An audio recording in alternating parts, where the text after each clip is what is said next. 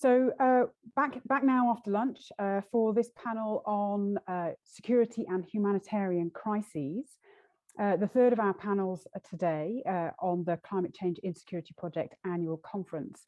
And for those of you who are only just joining now, you have missed two really amazing panels and of course a very succinct keynote opening speech by General Retired Nuji.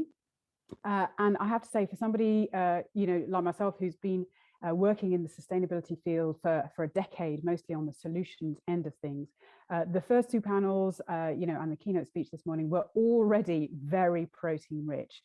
It's very clear that the types of conversations that we are having are moving beyond simply trying to figure out whether climate change and environmental change and biodiversity loss, etc., are even happening, but really moving quite swiftly into what does that mean on the ground, how does that affect us, and particularly how does it, for this conference, how does it affect security and our military colleagues, and then of course, what can we do about it?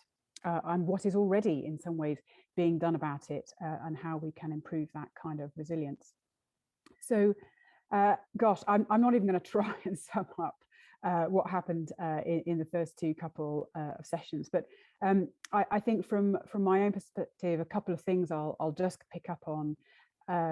Water scarcity is just one item on the agenda, and it is something that is happening right now and is the root cause of so many of these conflicts. And I know some of my colleagues that I've been working with in Carnegie would actually say that perhaps another term to describe this is water scarcification. So it's that we are going through this process now of these things becoming scarce, and I think that's a really important point that was brought out in a number of the pieces earlier today. That we are actually already in this space, and it's not a binary on and off, but there is a long process that descends and spirals down, absolutely highlighted by governance issues. And I think from a military perspective and a security perspective, understanding those governance aspects are really key, and I think that's something that will play into our panel today. The other point that was brought out was the issue of black swans. I think this is a relatively common term now, even though perhaps it has some connotations which are less positive, even with regards to the use of words. But these ideas that there can suddenly be these very quick triggers to these climate change issues. And importantly, so I'll just point in here also from some of my other work, they can be green swans. This is a term put forward by John Elkington, and so the idea that there can be solutions out there that are good both for people, for prosperity, and also for the environment. And I think we had an example of that laid out in terms of the vision of best practice and things like opcorded and the way in which militaries perhaps can respond. So as means of a very short overview of what was looked at earlier today, Zia, perhaps I'll come back to you and see if the remainder of our panelists are online. I think except Sherri, everybody's online. Thom is here as well too, so I'll text you when she joins. Okay, great. So I think then what I'll do is I'll explain to our audience that I'm going to run this panel just a little bit differently from the other two panels earlier today. That is in part because it's after lunch and everybody is probably feeling a little sleepy, as generally happens in the session after lunch. I often get to chair the session after lunch, I've noticed.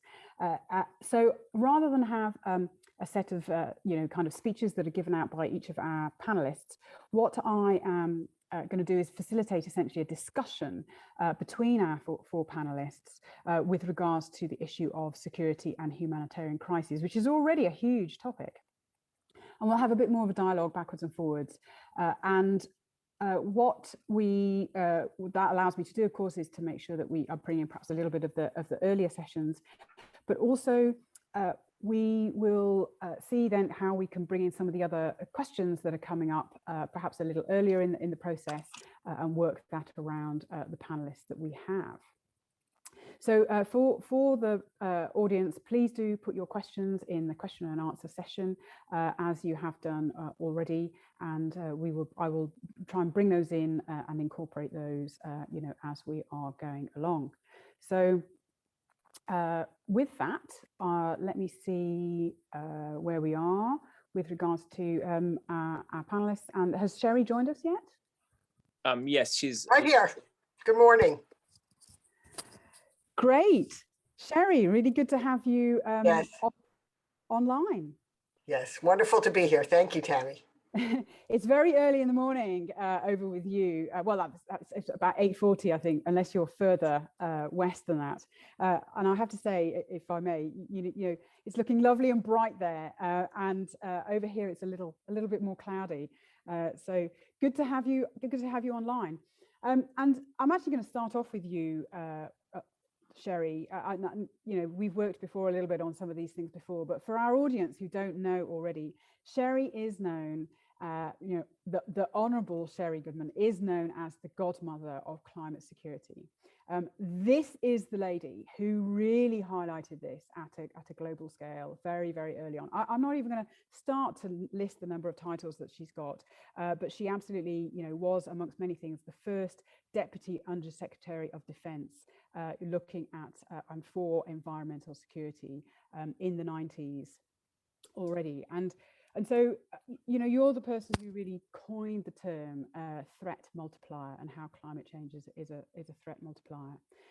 And so specifically with regards to our panel, and then I'll bring in our other panelists, you know, we've heard a fair bit of some examples with regards to some of the types of root causes that have caused from climate change through to actual conflict.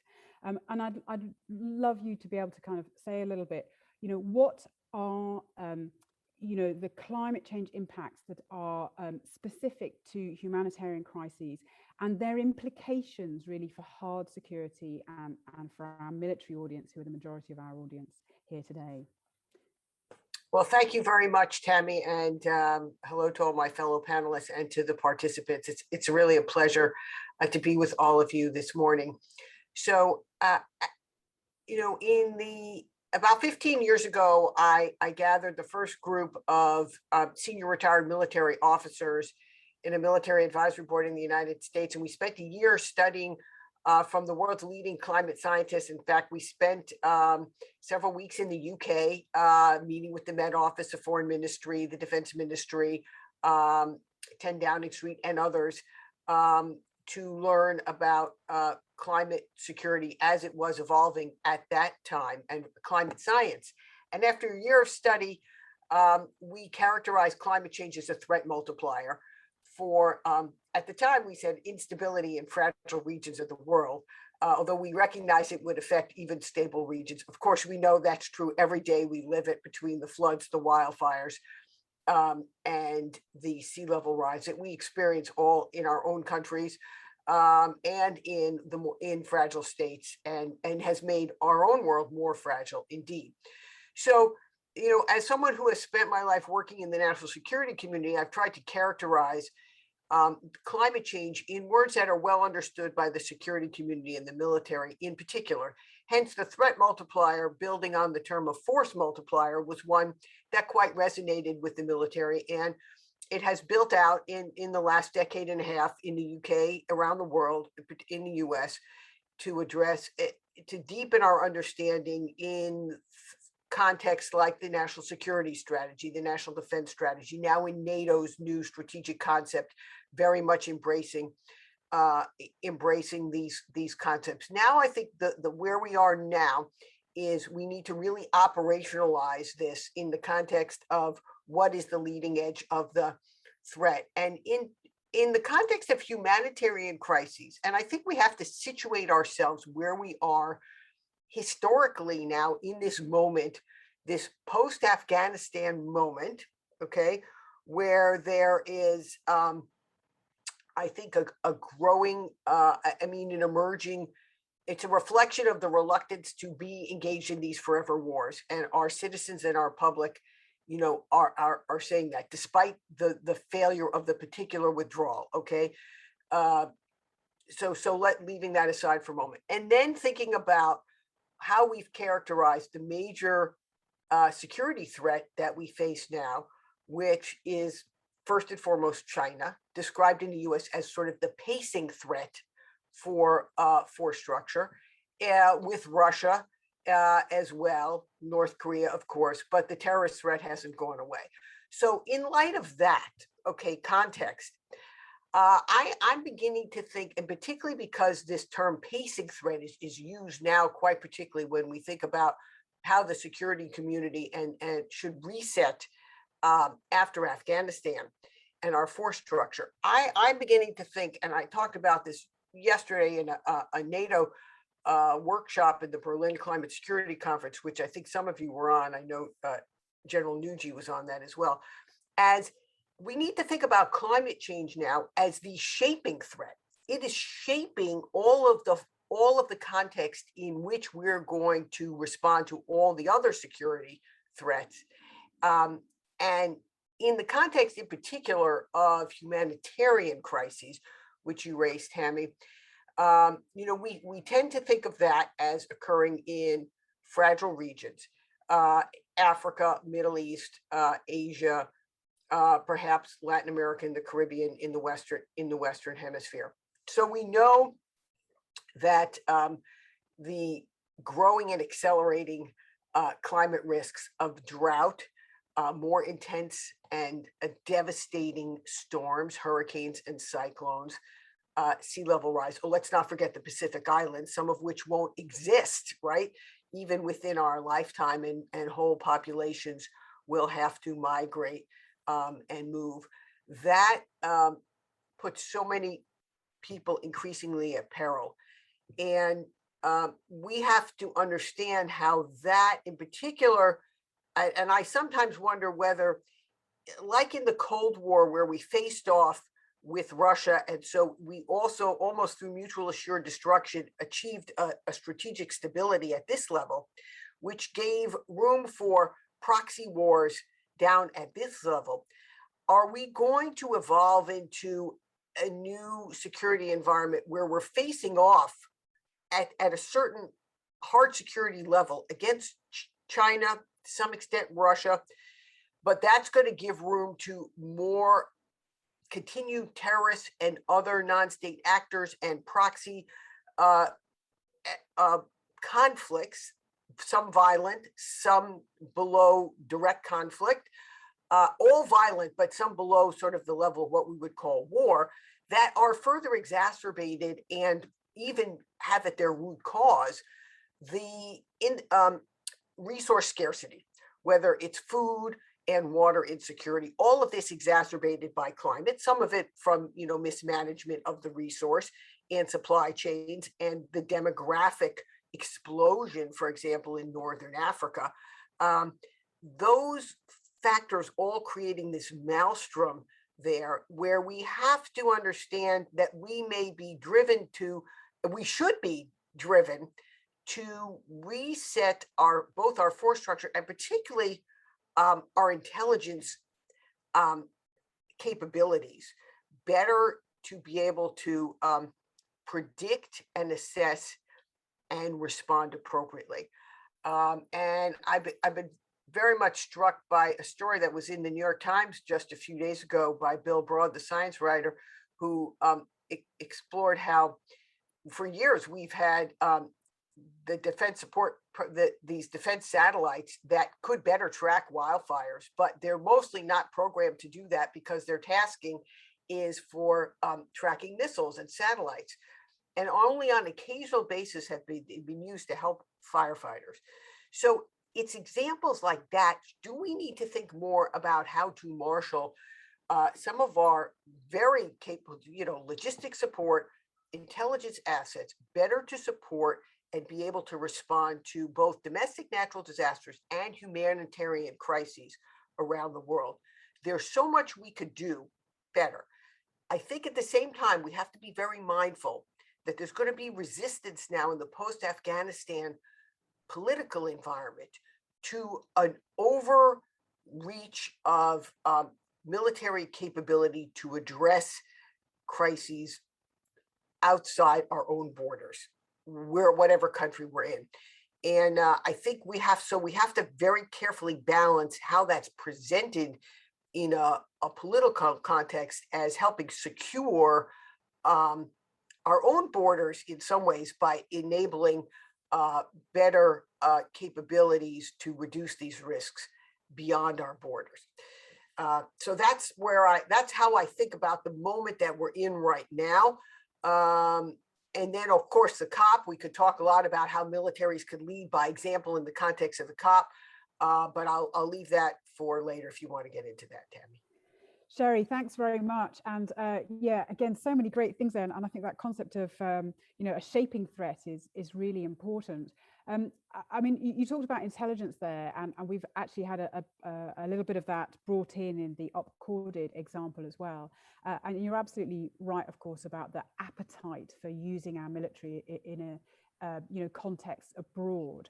I mean, do you have, any examples or an idea of how we might be able to better use or what role, in fact, what appetite does our military even have to be able to deal with these kinds of threats abroad? What's your view on that? Well, I think we have a great deal of capability, particularly in the prediction and foresight. There, I think we can really step up the use of our intelligence and our assessment capabilities. I also think in our exercise planning, which is more than just practice. Let's be honest, in every regional combatant command, when we do exercises, they're often done at the request of the host nation to address real issues that they have. And so they're also, of course, used to strengthen out, alliances and partnerships. And I think we need to build in, I mean, that's part of the Biden Climate Executive Order, to build climate scenarios further into climate contingencies and climate conditions further into our exercises and planning on a regional basis. And I think that will open up a whole new wealth of insights. We've seen DOD, the US Department of Defense, did just one last year called Elliptic Thunder, which was based on a food and water shortages and insecurities stressing, I believe, East Africa. But there's a lot more that we could do and should do. And that I think can, and also if we do it in a way that brings in maybe some of the affected countries, partners, allies, and communities, we will also benefit from their own thinking about that. And you see that emerging now. For example, you see Kenya, very visible representatives in all of these climate security discussions. And you see that they're a very strong ally, there, and there are a number of other countries, the Philippines. So we need to, I think we could use that capability in a more robust way. And the final thing I think is climate security literacy across the security community. We like to, we get in our room with our experts here and we all think that everyone knows, the same things that we've been talking about for the last 2 decades. But in fact, that's not true. And we know that many planners, many logisticians, war fighters, intelligence analysts, and the operating community, they are like, okay, I get climate. I read about it in the news, but it's not part of my job. And that's, whatever regional or functional portfolio they have. And that's where we have to be able to walk and chew gum and help our whole community be able to do that. Sherri, brilliant as ever. Three elements there: prediction and foresight, exercises in their planning, and you're right so much on the literacy side. There's a lot of discussions we have to go through here to look at the tactical side, and I'm really pleased to hear about the exercise piece. It's probably one of my little bugbears, as people know me will know, is how can we make more of these exercises? How can they be based in a reality and understand the real implications and the real constraints that go with doing these issues. Yeah, I and mean, so just to on wait, that very, just on that yeah. point, Thammy, you know, it was only about a decade ago, maybe even less, that we first started putting in energy as a factor in our war games. We always assumed we had energy to get to the fight. And we didn't realize till about a decade ago that if we took that out as a factor, it was a weakness and a vulnerability that we needed. And so I think in the same way, we need to put climate in deliberately in the exercise planning scenario. Yeah, you are so right about the energy side. I mean, just here in the UK, I mean, I took the bus here today and it was packed with people because they couldn't take their car because they didn't have fuel. But anyway, moving on, I'm going to bring in Professor Thom Brooks now. Thom, really great to have you on this panel. You know, Professor of Law and Government at Durham University, and you know, author of this book here. I don't know if everybody can see that. I highly recommend it. You know, on climate change ethics for an endangered world. And Thom, you know, I think if maybe, I mean, come in with any comments you want, really. But I just thought, with regards to kind of, you know, the kind of constraints both conceptually that we are working in, but also, you know, legally with regards to, you know, how we deal with the climate issues that are affecting, you know, the very human nature and the humanitarian side of what we're doing. And of course, how and whether militaries can actually even respond to this. Thom, are you there? Wow, yes. What an incredible thing. And you even have the book. I'm very impressed by that. So I have a very, I'm sure, very different, I'm hugely impressed and thank you for that. I have a very different background from others. As a British and American citizen, teaching jurisprudence and in immigration law at Durham. My interest in working on the book was taking a number of concerns I had about what the political and legal theorists were saying in political science and legal circles about how we could address this problem. So if we, you know, if we accept there is a problem, and I accept everything Sherri says, and I hope that I'm able to emphasize bits of things and try to kind of expand on the remarks as well. You know, assuming things are very much in a perilous state, and with the disagreement, if there is much on just precisely how bad things might be over 25, 50 years and so on, but that a broad consensus about the background science side, then a number of people have tried to think about different conceptual ways of thinking of how we might solve the problem, seeing this as a problem that has a solution, whether it be thinking, well, we just need to make the polluters pay for what they do, and somehow if you can set the right price, that would lead to less consumption, not because of a lack of truck drivers, which is I think what you might have experienced with your bus ride today, because of because of Brexit related reasons, I think obviously, but you know, not so much about that, but there'd be less consumption if there was a higher price. So it is said by some of these folks. They think $2 or $3 on a barrel would do it. I think that's clearly wrong. It would have to be something different than that. And that if you had that as well, this extra money raised from a polluter pays principle, that would somehow be enough, whatever that would be, to help pay for addressing some of the problems. There's, you know, undoubtedly, you know, the damage has already been occurring for some time.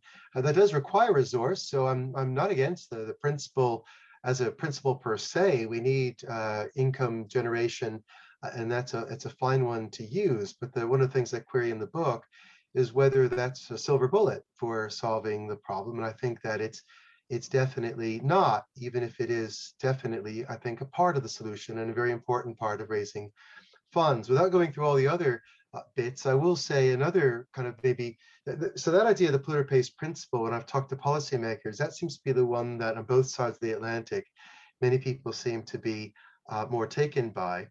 The other argument, perhaps more popular though with the theorists themselves, is this idea of an ecological footprint. This idea of thinking that the planet has a set amount of carrying capacity. It does change, but broadly some consistency with that. and that somehow we carve that up by the number of people, and that's our footprint. And it's supposed to be a useful device for thinking about, is my country, is someone else's country going above or their footprint or not? And those that are, then realizing that that there's a responsibility to address that issue, and those that are not, trying to understand where they are as well. And there's a number of issues I raise about that issue as well. It claims to be equal. It claims to be fair. But one of the problems of applying a one-size-fits-all solution in a world that is anything but a one-size-fits-all kind of place is, so now I have the glory of living in County Durham in the northeast of England. I used to live in the northeast of my other country. I'm from New Haven. But for a time lived in Arizona. And I mention these places because the climate in Scottsdale, Arizona is very different from the climate of New Haven, Connecticut, which is, it's to a degree broadly similar to Durham, though without as much snow here than there is back home. So what that means is to kind of treat everyone to the same energy consumptions in climates that might require different energy levels to just survive. Either we kind of move people to the same type of climate, or we have to adjust things similarly. Now, that doesn't mean you therefore throw this out the window. It therefore doesn't mean that it's okay for my old friends in Scottsdale, Arizona to live different types of lives the ways they have been doing versus people elsewhere.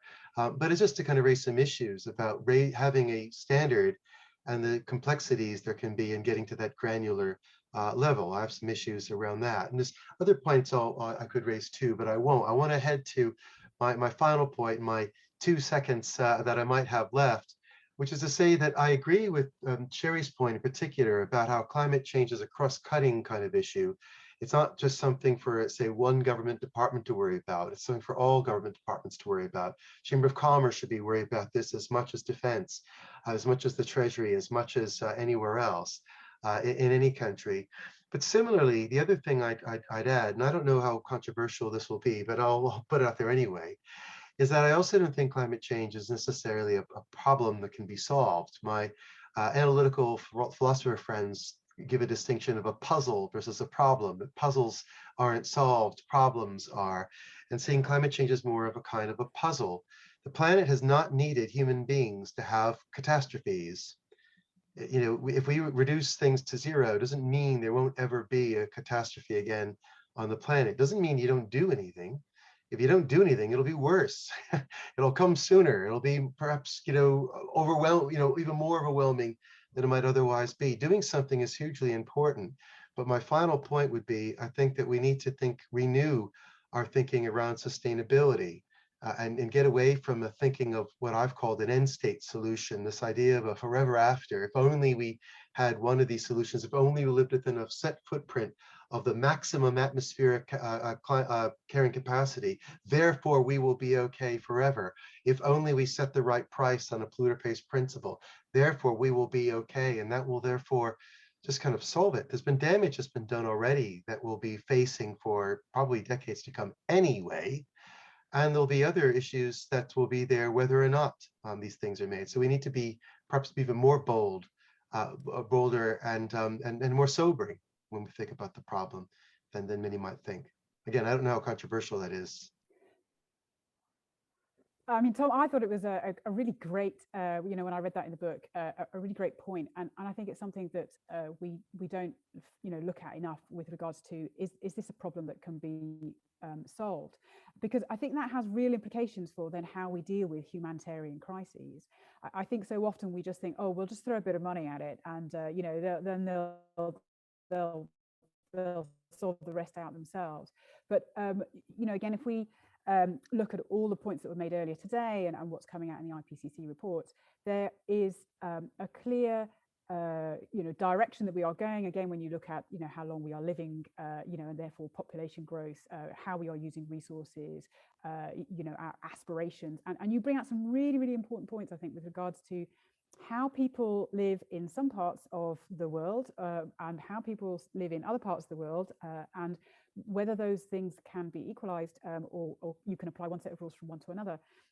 And of course, this brings in this whole issue that has come up a little bit before, you know, in the previous panels with regards to migration. And particularly as that's a bit your area, I'd really be interested in your comments with regards to how, you know, how does migration fit into this puzzle and how can we use it? I know some of my African colleagues would say, you know, once upon a time, you know, migration is actually a resilience solution to these problems or this puzzle. But of course, we have a number of legal, you know, concepts and frameworks in place that that inhibit that, and maybe we need to look at, you know, different ways. What are your views there? Great. Well, thank you very much for all those kind remarks. And I think living in a place that gets a lot of snow, like I did growing up in Connecticut, and then living in a desert like Scottsdale, one of the most beautiful places I've been, and believing that it's okay for people to live in both those places, has helped kind of steer some of my thinking about, you know, the different resource needs from place to place, and not to say any of them are necessarily just or okay, but that's, you know, this should be on the radar. So speaking to your point on migration, I think in the current context of post, say a decade or two after World War II, a lot of the rules around migration seem to be built upon one of two different types of models. And I'm really boiling it down to something horribly crude, and I apologize in advance, but one will be on family reunion. Big in the United States, kind of familiar ties, you have them or you don't, or economic models that's at the moment driving things, I think, unfortunately, with the British government, but also previous. It's not a conservative issue. It goes back to other governments here too. One or the other, and not so much asylum, not so much say human rights claims of any other kind. That's been a much different and more fixed issue. So people now often ask the question, either, so what is your cultural or otherwise tie to my country, and trying to justify being able to give someone permanent residency or citizenship. And say in the old days of the British Empire and the Commonwealth, it was that everyone shared the same head of state, and so it didn't matter too much that someone had different religions, people lived in different continents, that people spoke different languages. A Malaysian, Kenyan, New Zealand, were all Canadian, all had citizen of the UK and colonies, Jamaica, and all had the right in the 1950s and 60s to come to the UK if they wanted to set up their life and if they're permanently vote, et cetera, and so forth. Though, of course, you know, that's one example of a kind of a familiar connection, cultural connection to a place, which is not related to human rights related issues of my country is sinking. And issues like that. The other then being, you know, what does the country gain economically for that? So in the UK right now, the primary way in for most people is, so, you know, how much money do you make? You know, what's your salary threshold is what drives an awful lot. And if you don't have much of a salary, how much do you have in the bank? And do you have an offer to do a university place? If you've got enough money in the bank to show you can pay for yourself and pay your maintenance, then maybe we'll let you in as a student to the UK. So there's similar types of things elsewhere. Those are the two main issues. And it's been a general problem. I'm not an international lawyer, but it's been a general issue of domestic law relating to immigration that, and climate change issues more broadly, is that the human rights issues has not been typically the way to go. So when people were fighting the case of stopping Heathrow from expanding its runway, it wasn't about human rights to air pollution, noise pollution, other types of stuff that people might think of, or effects elsewhere. It was that the country, the UK, had a binding commitment under a legal treaty, and that this would be breached in doing this, necessarily would be breached in running ahead with for the runway. It was, you know, it's kind of looking at tort law has been the way of moving things forward. And it's been a kind of regrettable thing that, you know, where so many people see that climate change is a human rights threat, that the human rights law has been slow to catch up with that. I'll leave it there. Yeah, Thom. Yeah, thank you. It's you know, again, so many aspects there with regards to the kind of legal implications when it comes to migration and how we deal with that. And that, you know, touches again, I think, on what Sherri was talking about with regards to literacy in the field as to how we understand these things. It's been, you know, with all the discussions that have been going on about migration and forced migration and you know, both in the UK with small boats and also in the US, it's been very, of course, striking, I think, to see how the number of refugees that you know, our countries are willing to accept from Afghanistan, now that you know, that has ended the way that it has, is perhaps changing our perception of, you know, of refugees and migrants, forced migrants, and how they you know, come in, and so, you know, with that, again, now I'm going to move on to Pauline Chetcuti, and bring her into this conversation. You know, head of policy at Oxfam, Pauline has worked in a number of areas very strongly in the NGO sector. You know, some of what Thom has discussed and Sherri has pointed out has been, and other speakers previously, has been the need for civil military cooperation and understanding that aspect in the kind of ways in which we are shaping our force, you know, restructuring. So, Pauline, over to you. I'd love to, you know, again, hear just a bit now from your perspective, from the NGO perspective, and humanitarian crises, and how the military can and cannot, you know, get involved in this, because there's appetite to some degree, but there's also a lot of reticence going on at the moment from all sides. Pauline. Thank you so much, Thammy. Can you hear me? All right. Yeah, super. Yes, and please allow me to go ahead. Super. Just thank you so much for having me and having a representative of the civil society doing this discussion, because really it's really important that we come together. And as Sherri was saying earlier, the question of literacy is so key here. And I will actually go back a little bit to what I'm talking about, because I feel that coming from the civil society angle, we do use a completely different language to talk about the same things. And as a humanitarian, we are sharing a space in many conflict contexts with other actors, including the military. And we don't share the same language, clearly. And despite a willingness to address the impacts of climate change, what we see, and the coping mechanisms, negative coping mechanisms of a lot of communities that we are working along with.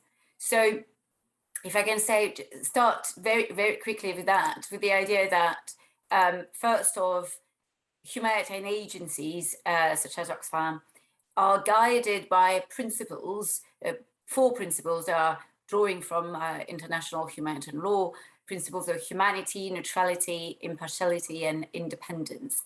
And these principles are really key for us to negotiate and maintain access to communities in fragile and conflict-affected contexts, and maintain acceptance by non-state actors. And why I'm saying that is because really independence principle means that we are dissociated, independent from the political, the military, and economic objectives set by the state, be it the states in which we operate, or proxy states or other third states. So that's for the humanitarian, exclusive humanitarian ones.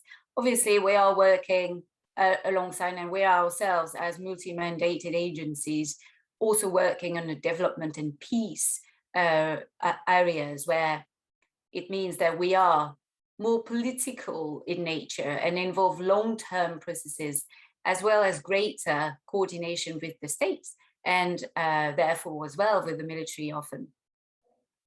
And just going back on what we hear what we talk about when we talk about security, framed in the context, if you want, of the UN Charter, international peace and security would refer to the absence of war or armed conflict, whilst the humanitarian response is grounded in a broader understanding of insecurity occurring at multiple levels, the household, the community, the state, and across multiple dimensions: economic, food, health, environmental, personal. So we as humanitarian will definitely bring in a people-centered concept of human security into the discussion. And the reason why, again, it's getting there is climate change, as we've seen today and throughout all the presentation, it's been so brilliantly demonstrated. And I'm so glad that we don't have to, as you said, that we don't have to say that it's a fact anymore. We can move on from that and really start discussing how we address it. Climate change is not the only one, but it still is a key driver of conflict and obviously of humanitarian need and suffering, is in particular in those fragile and conflict-affected contexts. Because, as we've said before, that in those contexts, fragility and conflict have weakened already the coping mechanisms of the population, and the impact of climate change hits the most vulnerable the hardest, especially when people depend on natural capital like forests or fish stocks for their livelihood. I'm thinking smallholder farmers that rely on rainfall, again, particularly where women who bear the greatest burden on the climate emergency for various reasons do not enjoy equal rights. In those situations, we can see a greater impact of climate change, and this is exactly where our humanitarian mandate is forcing us to go and to respond. I have a few examples of places where both the military and the humanitarian sector meet. Recently, a few months ago, during the heat waves in Iraq, there were power outages, 24-hour power outages across the country, which led to protests over frustration over lack of basic services, protests in Basra, in Baghdad, and ultimately the electricity minister of Iraq resigned. So these are clear, simple examples of the type of disruptions that we can see. We know that prolonged heat and drought combined with weak governance or mismanagement from the government has been highlighted as contributing to the uprising in Syria in 2011. So we know that these two really overlap. So we as humanitarian are called to alleviate suffering from victims of armed conflict and disaster because they are the most vulnerable. They are themselves made even more vulnerable to other shocks because of climate change. And we are therefore very well placed, if you want, to respond to the needs of those populations. We are indeed in Chad, in Mali, in Niger, in South Sudan, where climate change and conflict are interrelated. So then going back now to this puzzle and the question that was raised before was, do we have a solution? We don't have a solution. We try to adapt our response to what we're seeing. And in particular for the aid sector, what we're seeing is that we suddenly understand that we need to address the root causes of those vulnerabilities, so the root causes of conflict. And when we open a little bit the reason for those conflicts and violence, the root causes of climate change, because as we've seen throughout the day, these two are interrelated. So we include within our humanitarian response certain programs that are either conflict sensitive or climate sensitive, to ensure that we have a very comprehensive view of the humanitarian crisis that we're trying to respond to. So I'm trying to give you a few examples where we do have a conflict-sensitive lens on how we operate. For example, we're working in Myanmar, in the Kachin state, which is a conflict-affected area in Myanmar. And we were working there with the communities and on forestry, because the country forests were exploited by different groups for illegal business, if you want. And so we worked with different civil society groups together to put together ways to have sustainable logging and forestry, to put that ultimately resulted in social cohesion in the region, as well as sustainable livelihoods for those populations that were there. So trying to address different shocks that these populations were facing. We talked about water. I'm thinking of one of our other work that we do in OPTI, in occupied Palestinian territories and Israel, where the impact of climate change on access to water in certain communities in southern West Bank is very well known, let's say. So again, we talk about, I'm not going to go into the detail of this program unless you want to, but the question of governance over water and who has the power and who control the resource and the water is really key. So this is where the system, the aid system, is moving from a very strict, principle-driven view of alleviating suffering to a holistic change of understanding the underlying dynamics that causes these negative coping mechanisms, including intercommunal violence.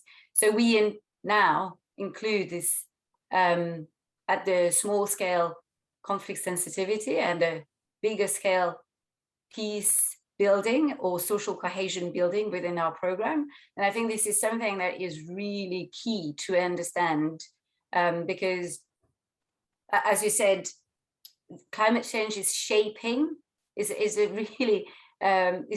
all those crises.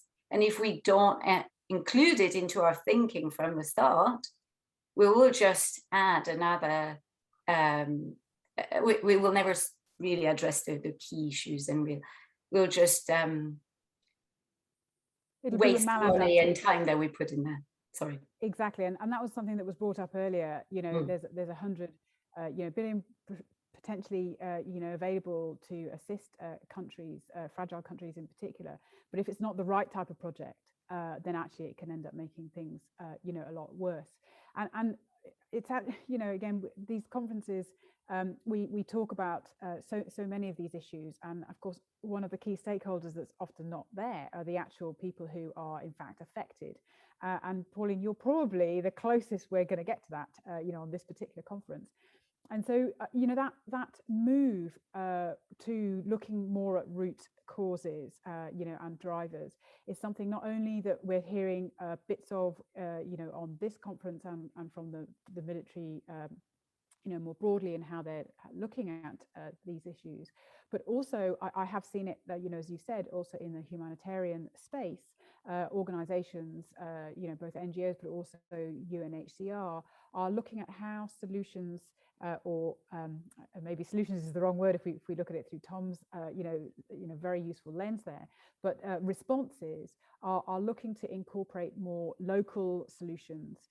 And so my comeback to you is, do you find that local communities, those people that are affected, are they able, do they want to work on and really, do they have the literacy to be able to seek, responses that are climate resilient, or is there still a whole load of literacy that's needed at that end as well?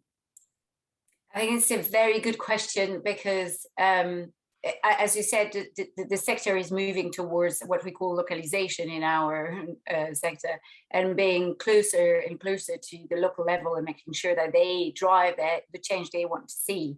But as someone else said earlier, I think very often the first thing they will see is not necessarily the root cause. It's not necessarily, they won't necessarily tell you that what they're seeing as their primary issue concern, being a security concern, is indirectly linked to climate change. So they will come up with an issue of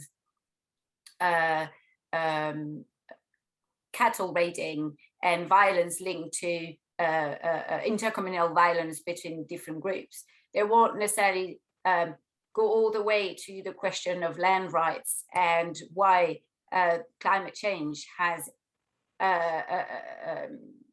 increased cattle raiding or had changed the pattern in South Sudan, what we see sometimes. So we have to dig a little bit deeper there to really understand how this violence that they're facing and they are complaining about is linked to other governance or climate change issues. So once we've done that, only can we really put in place those responses. So that means, again, from the very onset, having a very deep understanding of the context we're operating in, which means having relationship partnerships with those communities that are deep, long-term, which means it's not just coming in for a 6 months response, the way humanitarian response have been developed for the last 50 years. It means thinking from the start and having the money actually to pay for programs that will carry on for 3, 5, 10 years to actually be put in place the right responses. So I think it's a reshaping and rethinking a little bit the way we know the humanitarian system, the aid system as we currently see it. It's a bit difficult within the sector because we do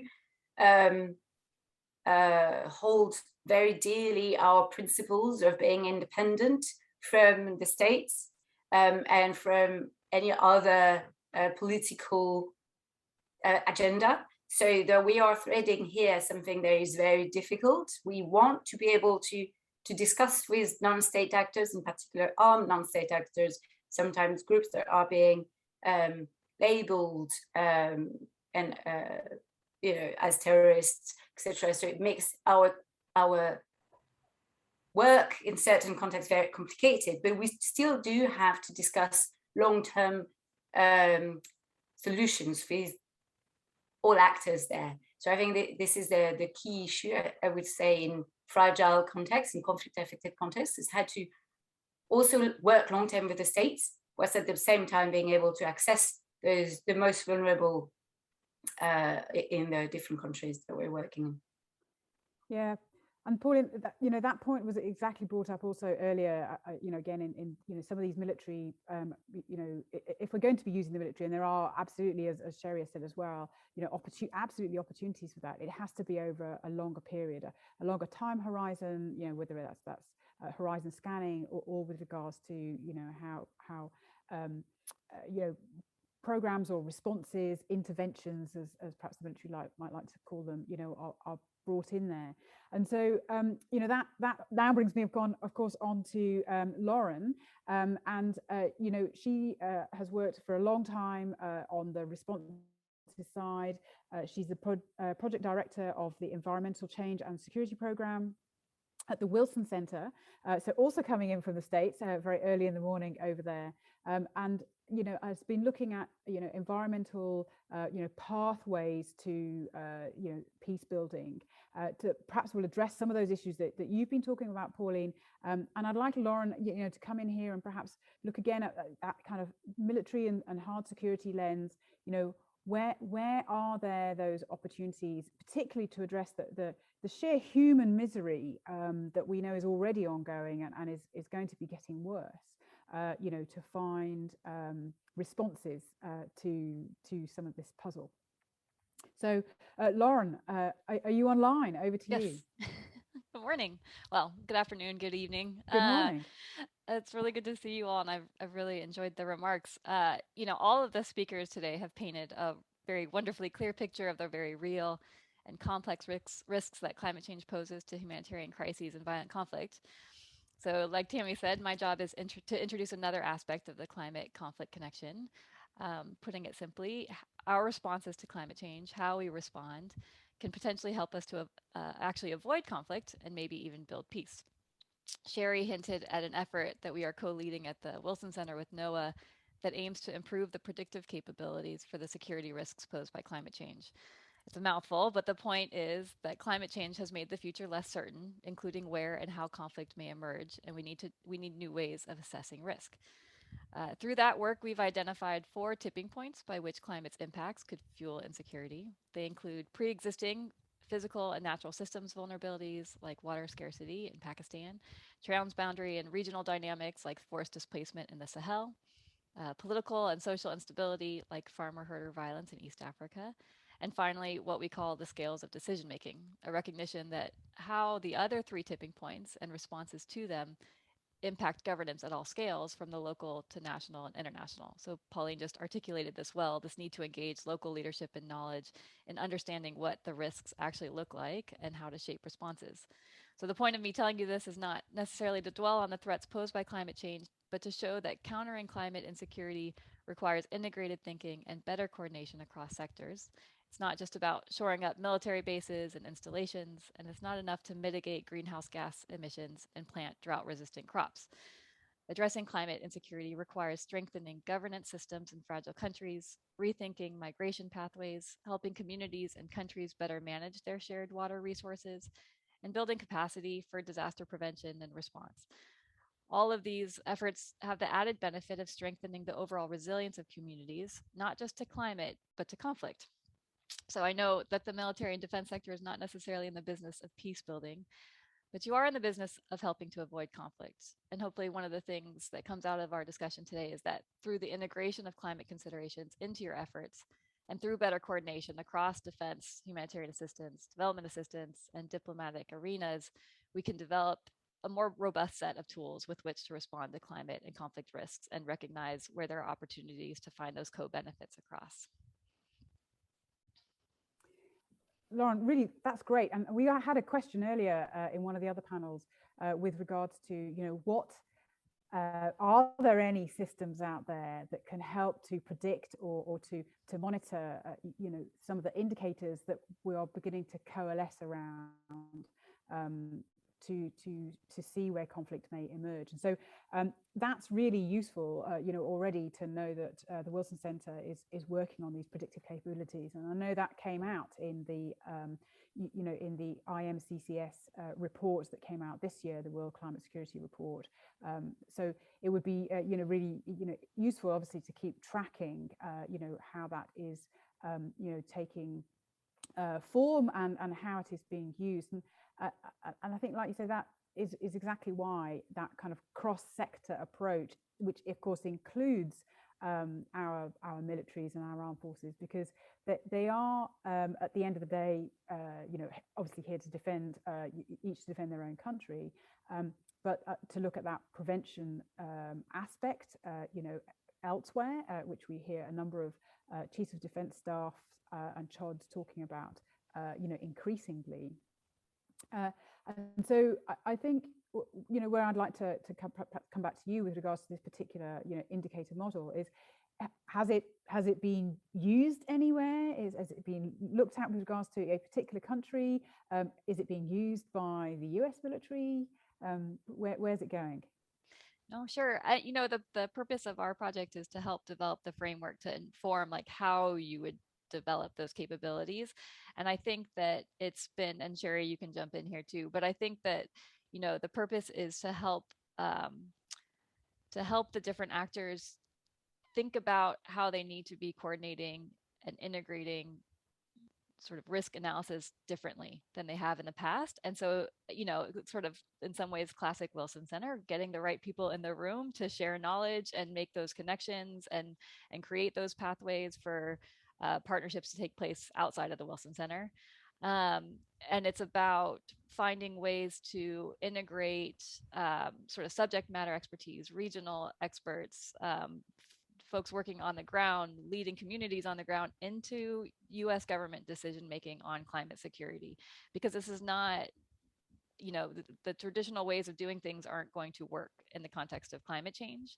And so how we sort of integrate climate considerations into decision-making also means working together in different ways. And I think, you know, there's been the US government is working hard to integrate climate security across portfolios, but it does require a pretty significant shift in doing business.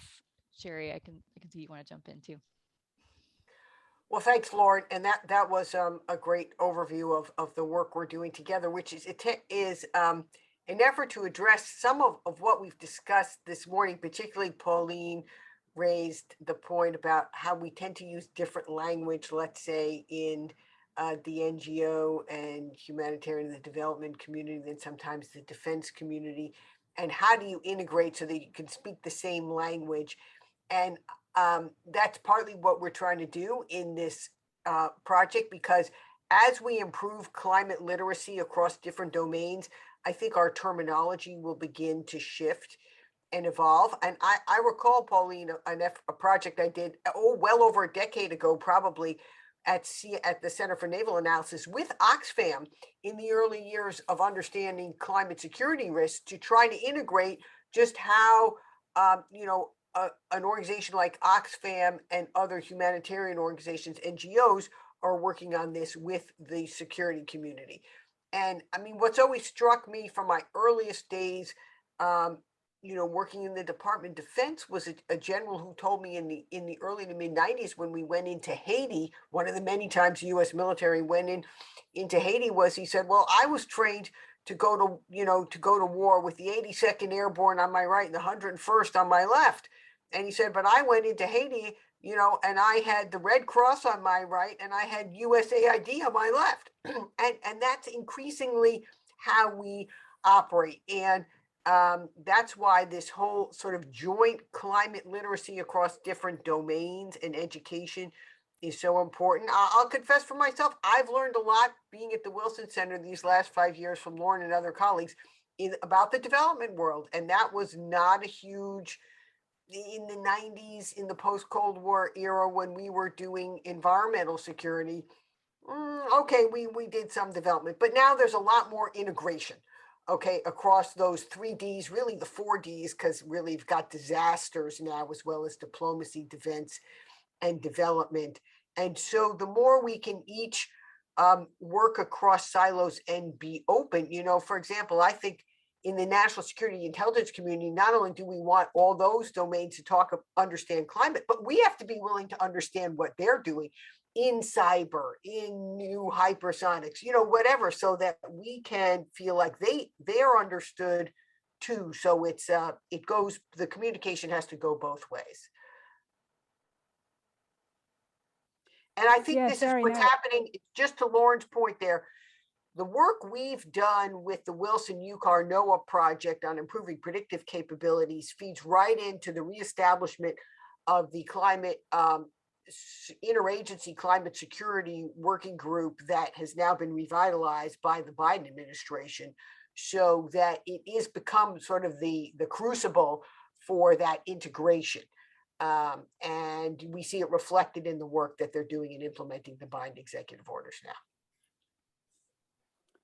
Yeah, and that predictive capabilities piece, again, there's a number of threads across the different panels here. And I'm just trying to make sure I'm checking I don't leave any questions out from our audience. But a question I know from a seminar I was at actually only on Tuesday, more from the our CDO, so State Department perspective, it is to do with, there's humanitarian crises, which we tend to see as the result, something that happens, after an event, after extreme weather, after landslide, wildfire, etc.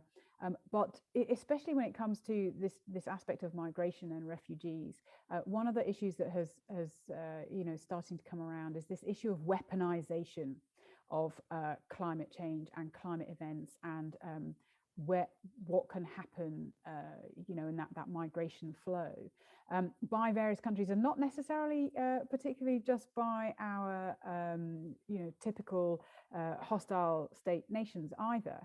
It can perhaps be by somebody in a bit closer to home, that there are many countries who, because they are the first countries to have to accept refugees, in some ways, can they cope with all of those refugees or forced migrants, and how they're going to move them on or allow them to move on, is in some ways, some might say, a weaponization of a set of discussions. And so, back to the panel here, when it comes to predictive capabilities and weaponization, are there ways, in which we can use those predictive capabilities to look not just at conflict, but where those things that are kind of pre-conflict, those indicators that tell us that we're going to have more security pressures, arrive in different, as I think the phrase that was used earlier this morning was tuna. So more animals being brought in here, but I've got this down somewhere, with regards to kind of novel, unpredictable, and sometimes quite agile threats. Sherri, or Pauline, or any of you on the panel there, the weaponization issue, is that something that you've come across, and how, how is there a means to predict that, so that we can soften the blow and diffuse that? We don't want it to get to a stage where it becomes, weaponization. Sherri, any points on that? Well, I think it's already happening. I mean, there's really good, unfortunately, very good analysis and reporting now about how, let's say, water is being weaponized, both in Syria and Iraq. Our colleague Marcus King at George Washington University has written a whole book on this. The stories about, what was it, the daughter of El Chapo passing out masks or other equipment or water bottles with his stamp on it, to ingratiate themselves with the local communities. So I think that when resources become scarce, water, medical supplies, food, they can be used to advance the causes of various bad actors. And we're going to continue to see that, I think, around the world. And that's why what you're talking about, Thammy, what you raise is so important here, because we've seen most often that we're better at what we call crisis management or consequence management. In other words, after the disaster happens, then we are at planning and preventing it. And that's where we really have to focus more of our efforts. And again, coming back to sort of the post-Afghanistan political climate, just seeing reporting this morning that there's more support for diplomatic efforts on engagement, but less support, let's say, for direct military activities. So diplomatic efforts on, let's say, climate risks, to me, goes well beyond what we're doing at COP. I mean, it includes everything at COP26 in terms of reducing greenhouse gases and emissions reductions and finance, but it's also in this area that we're talking about, the preventive aspects that we can undertake now, in a whole of society approach and integrated across the 4Ds to do better planning and predictive capabilities to reduce those risks in advance. Sherri, thank you. I know we've got few left, and I just want to bring in some of the other speakers back into the conversation for their kind of final points, really. And Thom, in particular, if you can build on some of those issues, with regards to, what are any of those issues, but what are some of the legal frameworks that affect how we are going to respond and to those kind of weaponization issues, and then I'll circle back around to Pauline as well. Thom? Well, I would suppose, where I would start is begin a kind of a reframing or maybe additional framing of climate change issues as not just a piece of some kind of separate international environmental law, but that it does connect to other issues as well, and getting states to realize that it's a defense issue, it's a human rights issue, it's other issues like that, and it's not just some kind of separate thing that can be siloed and dealt with after other things. But as Sherri and others were saying, it cuts across all levels, as it clearly does, and a lot of the legal frameworks we have seem to be a bit inadequate about for countries to being able, or citizens in countries, to be able to exercise their rights relating to the environment. There clearly are rights, moral and otherwise, but finding the right court that will hear it and getting some action on that seems to be a serious problem in uncontroversial cases. I'm not getting to the controversial stuff, but just as a kind of a matter of fact. So I would leave it there. Thom, really thanks. And again, the issue of climate justice, we haven't even touched on in this entire conference. The issue of things like ecocide, coming to the International Criminal Court, again, a huge subject area there that will affect, all players on the ground. So thank you, Thom, and Pauline. A word from you also from the NGO perspective. Any last points you'd like to make? Whether that's on weaponization or some of the legal frameworks that you would like to see put in place, perhaps, to frame these subjects or integrate them. I just wanted to comment on the weaponization, because what we see a lot as well is the politicization and the weaponization, the political weaponization of the question of climate change and migration in particular, where we could see it's true that climate fueled disasters have been the number one driver of internal displacement, and we know that around 20 million people have been displaced from their home in the last decades due to climate change, and that has kind of created this thinking that millions of people are going to move internationally and invade other countries, whilst the reality is completely different. And displacement is predominantly majority domestic, not international. Yeah. It's either domestic or regional, but not international. And what we see is that those climate refugees, if you want to call them, are forced to move to improvised camps which in the end become these hotspots for human trafficking, violence, child exploitation, and this conflict over control over natural resources that we've been talking about. So I think it's really important that we counter the narrative of like hordes of people that are going to cross the channel, for example. No, that the bulk of the issues for those that are touched by climate change are in the most impoverished countries and contexts, and where support is needed at the local level to have governance structures that really allow for an equal access to natural resources. And ultimately, we need to address the inequalities in those communities, in those contexts, so that, again, governance against natural resources, land rights, access to water, etc., are done in an equal way, respects human rights, obviously.